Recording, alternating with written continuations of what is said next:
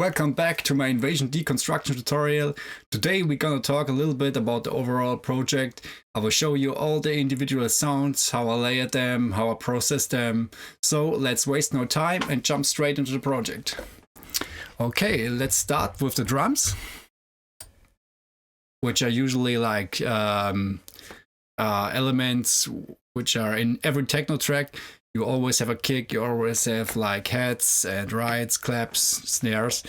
And yeah, let's start with the kick. The kick actually sounds like this.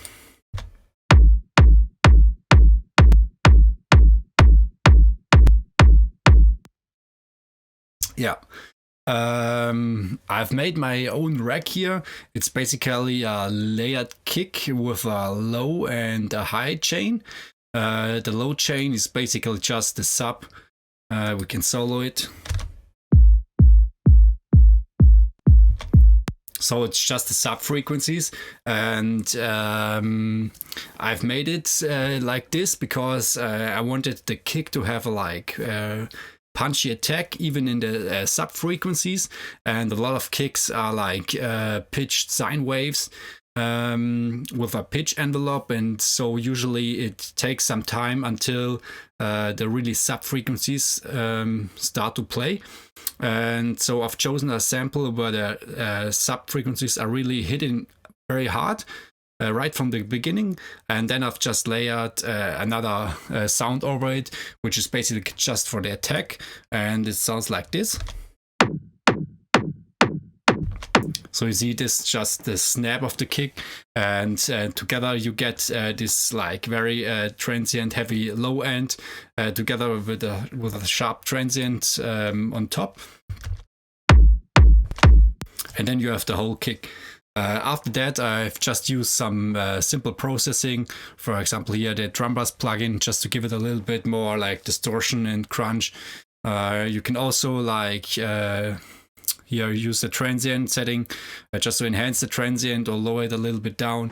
Also with the damping, you can just like smoothen it out a little bit so that it's not that sharp and bright. And after that, just a little bit of EQ. To cut some frequencies I didn't want to have in it. I also boost a little bit the low end. Always remember, boost the frequencies you really need. For example, in the Pro Q3, it's possible just to set it onto the specific note. And for example, this song is in G sharp. So I've set it to G sharp and just added 3 dB here.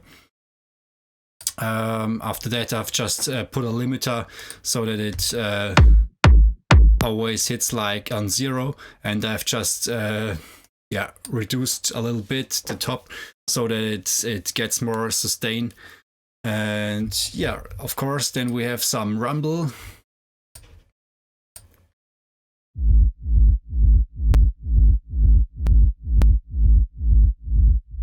Yeah. Here I've used a compressor just for the reason to copy the signal, the original signal from the kick main channel. And of course you can also like copy the kick channel and then put the chain after it.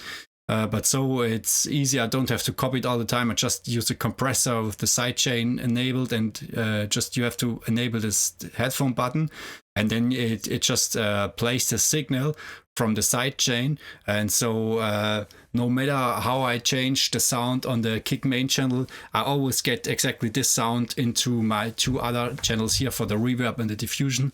And so it's easier to work. And here I've just made also a little like rack with distortion and delay. It's just a little bit delay. Then amp for distortion, overdrive, and then just at the end an auto filter to just remove the high frequencies and to just get the rumble, the very low rumble. Yeah, after that I've just cut here a little bit around the low mid-range. There's usually a problematic area where a lot of mud is, so just cut a little bit out, and then use the shaper box as a sidechain. And I can really recommend everyone to use volume shapers instead of compressors to sidechain, because with a volume shaper you can have a really more precise shape to your sidechain, and usually you can like draw shapes which are just impossible to recreate with a compressor. And also it's a lot easier, especially for beginners, to understand what you're really doing. So you can just see how the kick actually looks like in a spectrum analyzer or in an oscilloscope, and then you can already see how you have to draw the shape of the sub sidechain, just so that they fit perfectly together. And yeah, then I have a little bit of like reverb on the kick, just to add a little bit more like diffusion on the kick. Yeah, it's really subtle. It's just like it adds some stereo information to your kick. A lot of people like keep everything in mono, but usually I add some reverb on the kick, which is like stereo, because it makes it really big. But you have to be careful that it's also like mono compatible.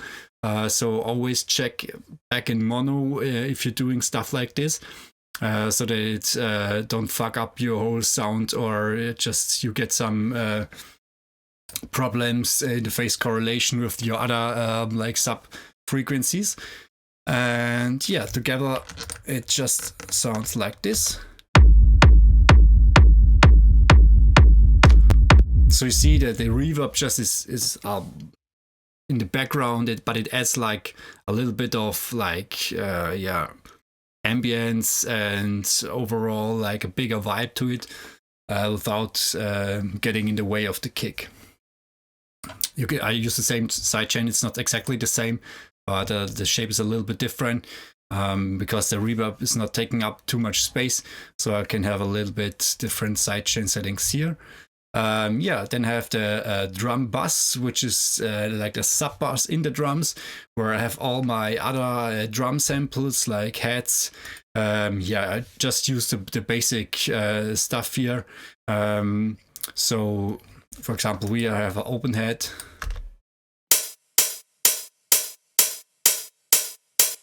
Yeah, I use a little bit of saturation. I tried also the overdrive. A lot of times I use the overdrive, but in this case I use the saturator, just because I like the sound a little bit more, to make it a little bit more fat and dirty. Some basic EQ, just to pull out the nasty frequencies.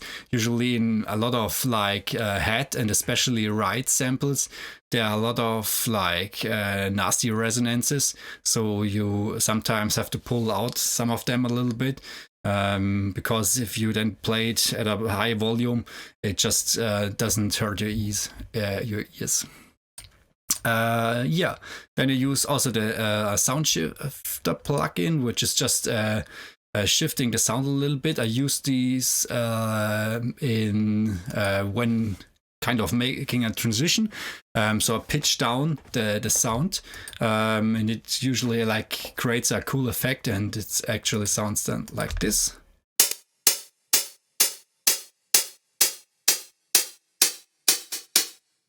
So you can hear that the sound is pitched downwards, and that's like, as a listener, you then expect something that like the tension is getting reduced usually.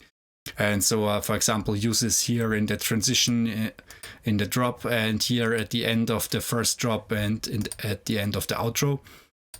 Also works very well with rides. I usually use these on this setting on rides as well. Then I have a closed head here.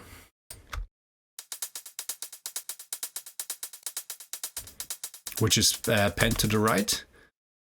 Just a very simple closed head. And then I have another shaker here, which is panned to the left side. And together you get a like very wide and big sound here. You can also like get a similar result with the Haas effect. I also tried it here on this sound, but on some samples it works better than on others. And you can also like use just two different sounds and pen them against each other, and then you can have a like similar effect and like the Haas effect, but usually you don't get as much phase problems like you do with the Haas effect. And so in this case I decided to go for that effect. And then we have the ride symbol here.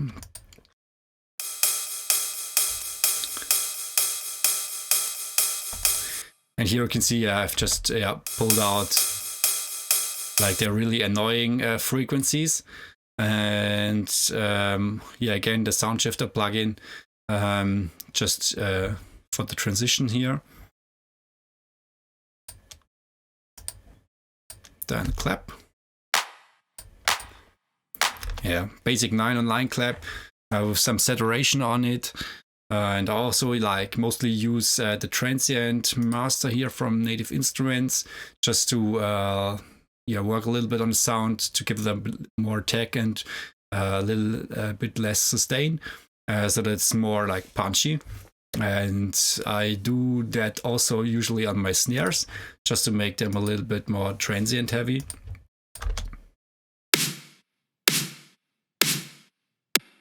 Yeah, it's kind of the same, a little bit of saturation, then a transient master, just a little bit of attack. Here I give it more sustain because I wanted to make it like longer with a longer tail. Then I have also here a channel called Rhythmic clap, which is basically like claps which don't hit on the second beat.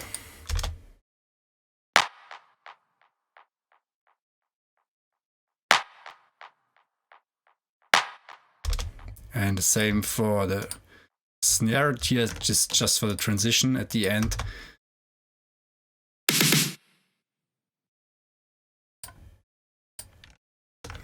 All right, and then here we have the perk sound, which is like a rhythmic element.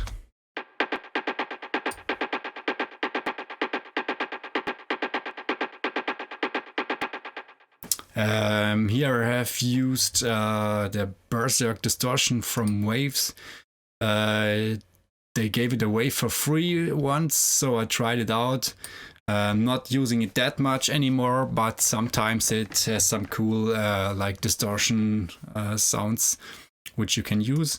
After that I've used a delay just with a little bit of feedback and dry wet to make it more rhythmic. And it's really important to have like rhythmic elements. You can use stuff like percussions, toms, even like synth, like plucky synth sounds, just to give the track overall groove, which is always playing in the background. Usually it's not that noticeable, but if you remove it, you can instantly hear that something is missing. And for example, here in the beginning of the track, you can hear it. So this is like very simple and boring, but if you add it here,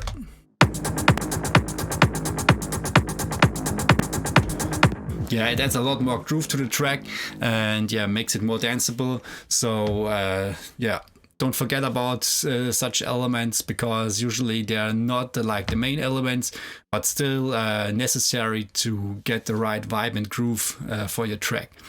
Then I have some reverse sweeps.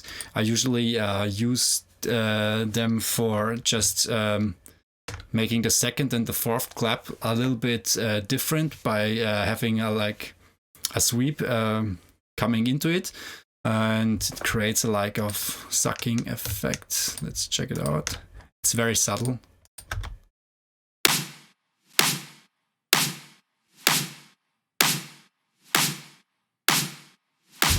So as you can hear, it just like pulls it into the snare and clap sound. And I just resample it, so I'll just play the clap and snare, then I just record it. and reverse the sample, and then just like here layer it accordingly, and then just freeze it so that I don't have these very small samples all over the place. And as you can see here, the volume is really, really low. You don't need a lot for that effect. It's like really subtle, and in the whole mix, you barely notice it, but it still like gives it that feel. And then last we have here the crash sound, just for the transition into the drops, and here were like transitions in the break. It's a basic crash sound with some here. I use the house effect. The house effect usually works best on like more like sustained sound, for example like effect sound, white noise sounds, or pads, and sustained like synth sounds on very like percussive and transient heavy material. It can get problematic, so always check back in mono how it sounds, because usually it's like it smears the transient a lot with like percussion sounds or drum sounds. But in this case, with the crash, where it's like a more sustained sound and with a very long tail, it works usually really well. All right, and then all of these sounds are summed here in the drum bass, and I always have more distortion on the drum bass because I usually all the drum sounds they just need a little bit of distortion, so I just put it here on the group, and then overall the whole summed group will get some additional distortion. Here I use the Decapitator plugin from Sound Toys with the drum Fender preset, and just to give it a little bit more distortion and to make it more aggressive. The drum bass plugin is really good as well for that. Also, you have to keep in mind that even if the drive, and also like even if the drive is at 0, it still adds some distortion. And sometimes that's really annoying, because for some sounds I want to use the drum bass plugin, but then it already colors the sound even if I don't want to. So because sometimes I just want to use, for example, here this transient setting or this dampening setting, but even at 0%, it's already like distorting the sound. But in this case, this is no problem. So I just added to give it a little bit more overall like punch and distortion. Then I use just a simple EQ here to cut out the really low frequencies.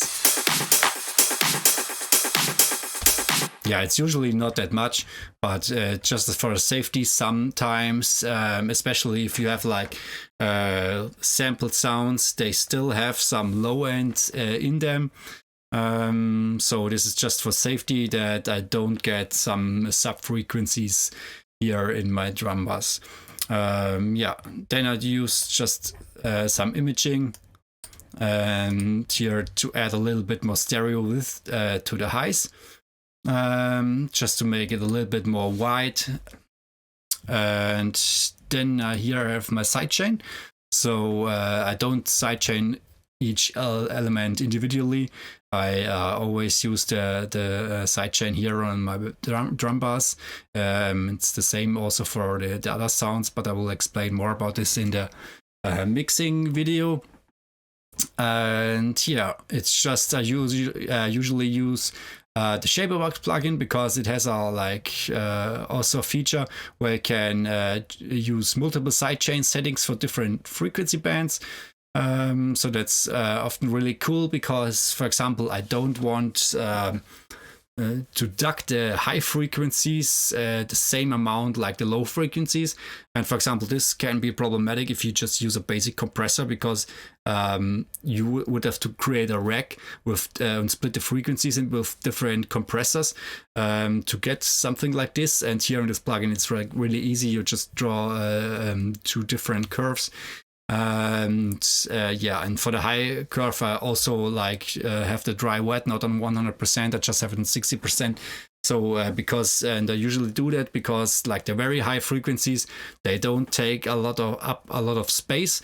So it's not a big problem to have them play over your kick sound, at least not at full volume, just a little bit reduced, and so they don't get cut completely, just a little bit, so that the kicks comes through a little bit better, but that's usually enough. Okay, and yeah, overall on this group, then yeah, I will explain a little bit more about this in the mixing session so that the video is not getting too long, but I just will play the overall sound.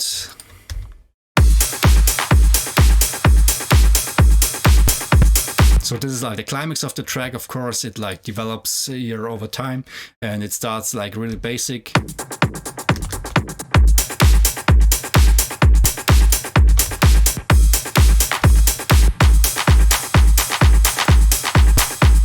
Yeah, so you can see it here in the arrangement. That's just the layers I'll add in over time, and then I remove them, just to like keep the track going. All right, yeah, the next group is the bass group. So I have just here the bass sounds in the breakdown of the track. I always use here a sampled sine wave from the Moog. I think it was, yeah, the sub 37 Moog. So I have gotten that sample from a friend who sampled it from his device, and I just use it here to add some low end in the breakdown, and over on top of that I have a higher bass sound,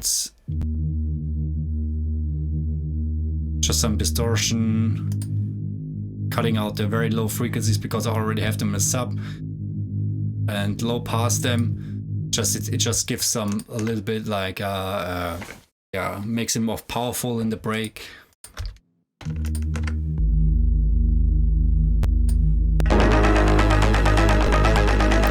So it just fills up the spectrum. And yeah, the next group is already the leads group. So yeah, I have some pads and string sounds, as I have already explained in the previous videos. There's like a like bass heavy and distorted sound, but it just gives the track the overall vibe to have it like, yeah, like big and epic. And yeah, over the track you can see in the beginning I just use the root note, and I play some chords, and here for example I just add the fifth, and so yeah.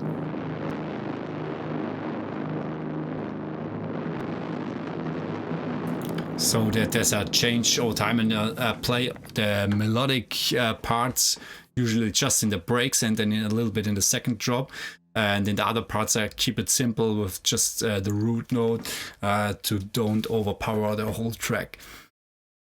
Yeah. Next, the strings. Yeah. Here I have the strings, just it's like similar to the pad sound. I just use like the root note in the beginning.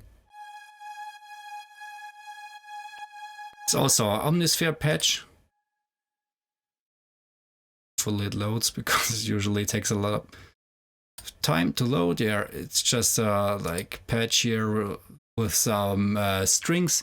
Omnisphere has a lot of like great presets for string sounds, pad sounds and stuff, and they have also sampled a lot of like real analog devices, and they've put all the wavetables in it, so it's like really cool to get some like original analog sounds. It's unfortunately really expensive. I think it's actually the most expensive plugin I have, because all my other plugins are maybe like worth not more, for like 100 for one plugin or something, but Omnisphere is, I think they sell it for like $500 or something. So it's, yeah, it's really expensive, but it's still worth it, and it has like loads of presets. There's thousands of factory presets, so it's really cool. Yeah, so if you want to, you can try it out as well. Also, yeah, I will talk a little bit more about the mixing stuff and everything in the mixing video. So let's keep moving forward, and here we have the main 3 acid sound. Sometimes layer the sounds just to make it a little bit more fatter, but in this case the sound was enough so that yeah, I just used this one sound. And yeah, lately I've been using this ABL3 plugin a lot for making my acid sounds, because it's yeah, like emulation of the original. Of course it's not exactly the same sound, but it's like closer and has a cool sound. But the most important part is actually in the distortion, because just the basic sound is very weak. We can just check it out how it sounds just without all the distortion. So as you can hear, nothing special, but if you add all the distortion, yeah, this is then the a lot better sounding version. And here using the overdrive's like classic distortion for acid sounds. Then I have downloaded this plugin here. It's like a distortion pedal, and it's free. And yeah, it has a cool sound. So yeah, you can try it out if you want. I really like it on acid sounds. And then I'm using here the multiband overdrive. It's a Max for Live device, and it also has a cool sound, and it's really nice because you can here set up the different frequency bands individually. So you can add, for example, more distortion on the high or mid frequencies, and here you can see that I used less distortion on the low end because I just wanted to have in the mid range and high frequencies. And yeah, then some basic EQing. I just boosted the highs a little bit and got rid here a little bit of these muddy mid frequencies, and I use here this dynamic band because when the cutoff is moving, like also the frequencies are moving, which are problematic. So in some cases of or some parts of the track, the problematic frequencies are in a different band, and so that's why I'm using the dynamic band. So it only cuts if there are too much frequencies in that range, and if there are not too much of these frequencies, it will just leave it alone. That's why sometimes dynamic EQ is like a really good tool for getting the sound better without like taking away these frequencies all the time. Yeah, then I just added Gulf Force because I had to feel that it can get a little bit cleaner, and Gulf Force is like really nice for that. So it's like a dynamic EQ, but it's analyzing the sound all the time while it's playing and adjusts the response curve to it. And it's really cool to just make the sound a little bit cleaner and more like upfront. And yeah, in the end, I just used the wider plugin from Polyverse. It's also a free plugin, and it's useful to just add a little bit of stereo width to your sounds, especially like on monophonic sounds. And it works like it creates like a signal on both sides, phase inverted. So if you sum it to mono, the signal on the sides will cancel out completely, so it don't fuck up your mono compatibility, which usually happens if you use stuff like Haas effect or chorus sound effect or something.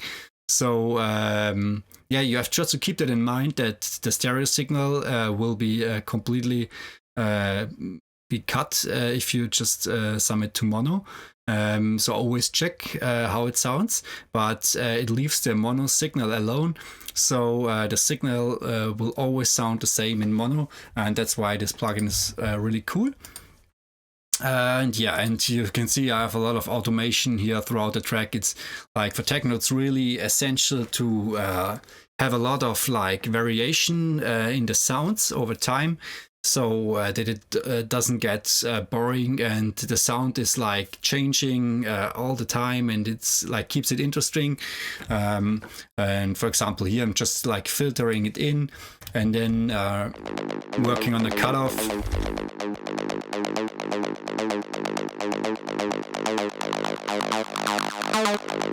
So yeah, it's really like useful, especially for like transition.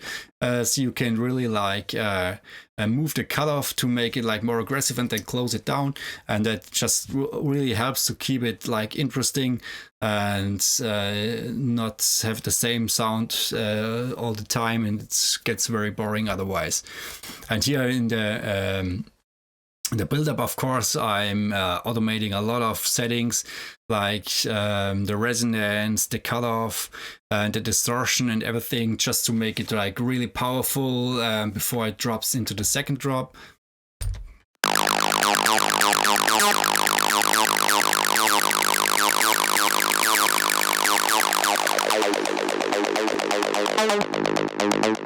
Yeah, and then I just close it down again, the filter on the drop, and then I just build it up again, so it's moving all the time.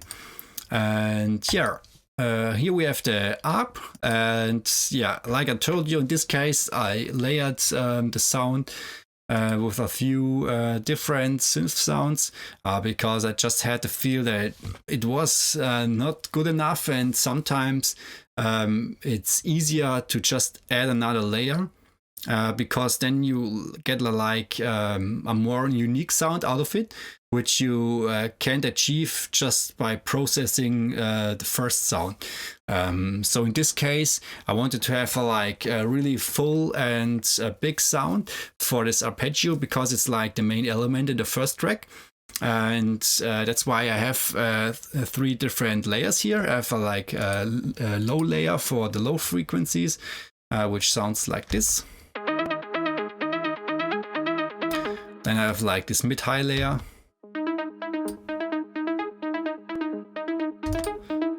And then this high layer. And as you can see, this one is panned as well, so it's like it adds a lot of stereo width and movement to the sound, and together they sound like this. So you can see that it's like it creates a very like big sound altogether, and if you then just process it a little bit together, here I add some distortion with the decapitator plugin, the auto filter just for automating the cutoff throughout the track. This is really useful, and you can see it just creates like this one sound, and you can barely notice that it's like made of 3 layers. It's just this one sound. And so sometimes if you have one sound which is not like perfect, and you can't just get it right just with like processing, just try it out to add another layer it, but always think about it, choose a sound which has like it's a little bit different, and add something new, because if you just add a similar sound over it all the time, it will not help. You have to like stack some like different sounds, and this will create a more like unique and original sound than just using for example like several saw sounds over each other. Yeah, of course you can see it's like again some automation on the filter here over the track. Similar style as for the bass line. For example, here we can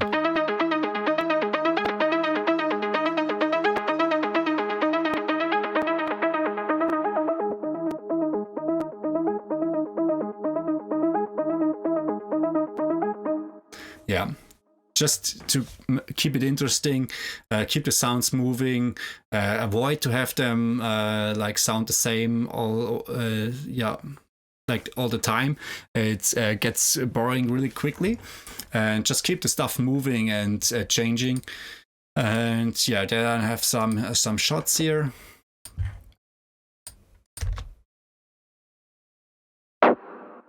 Yeah, it's like a more aggressive shot here.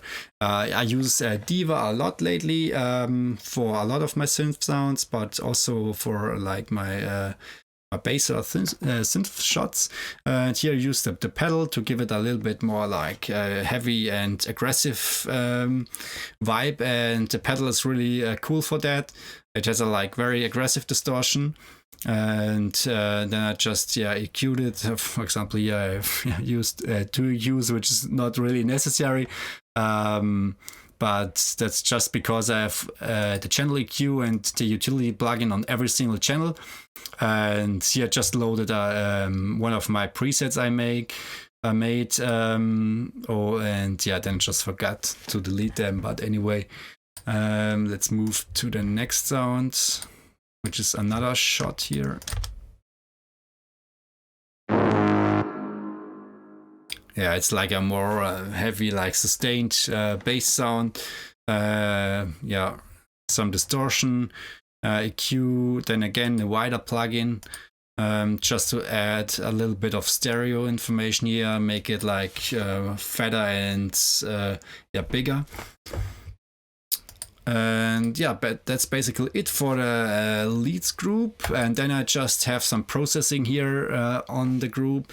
I used Fab Filter Pro MB just for some multiband compression. I just use it for the middle channel. As you can see, it just compresses the signal a little bit, makes it like bigger and fatter, and reduces just the peaks a little bit. And after that, I use the color limiter. It's actually free Max for Live device, and it's a better limiter than the stock Ableton limiter, so you can get this one for free from Ableton. And it's a little bit more transparent and more high quality limiter than the basic limiter. And so I used this one mostly on my groups, just to catch a little bit the peaks in the groups, and so it's easier then for mastering to make your tracks louder. But I will explain more about this in my mixing and mastering video. And here we have just some simple effect sound, like white noise, risers and downlifters.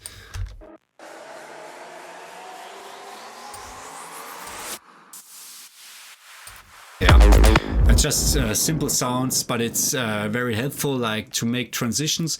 You can mask the transitions a little bit better if you use like stuff like this, white noise risers, or in general some risers and downlifters.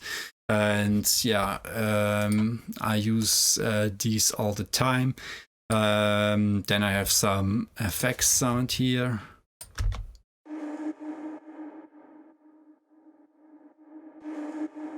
I just used these in the in the intro and the outro, so you can hear it.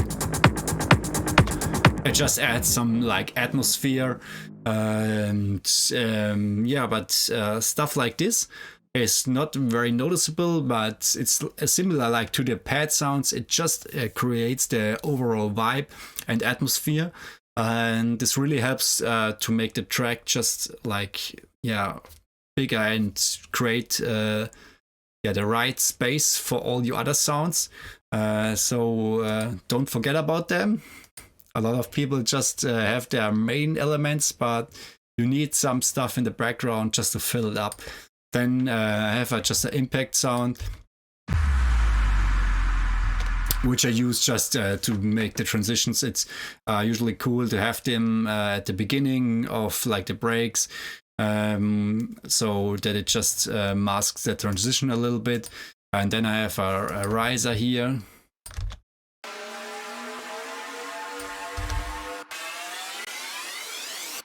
Yeah, and I just use the riser here in the build-ups, so it adds some tension. It's also not that noticeable because the volume is quite low.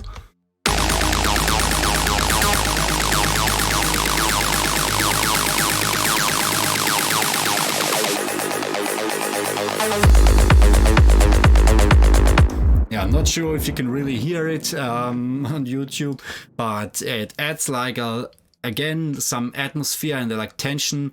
The rising pitch sound here just yeah, adds tension, and so that the listener is really looking forward to the drop. And yeah, these sounds can be really cool. So yeah, try to use them. And here I have some vocal. It's basically not a very important sound. It's just more like an effects sound.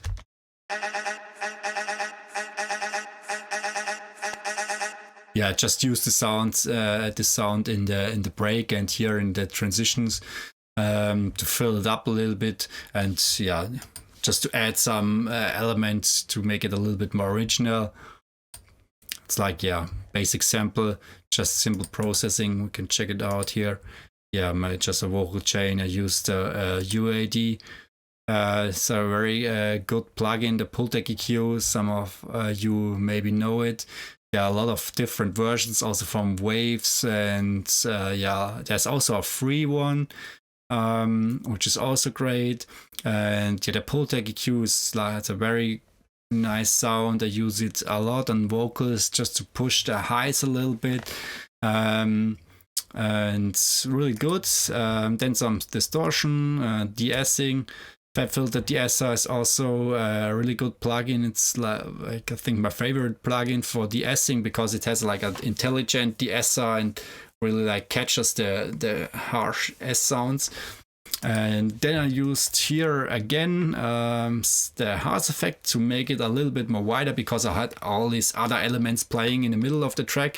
And since it's just an FX sound, it's not really important. I just made it wide to have it a little bit more on the sides and other main elements in the middle of the track. Also use this crystallizer from Sound Toys. It's like a really interesting plugin. It just creates like small samples from your sounds, and then they reverse it or pitch it up and down, and it creates like a really funny effect. I'm not sure you can really hear it because it's subtle, just a little bit on the dry wet.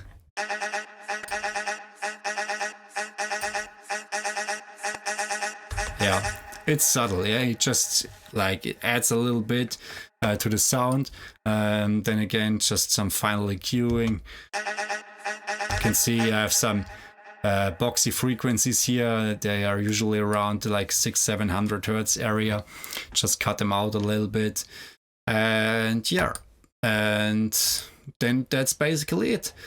So yeah, I think we will check out all the other stuff, like the project structure, how I route my tracks here into the other groups in the mixing tutorial.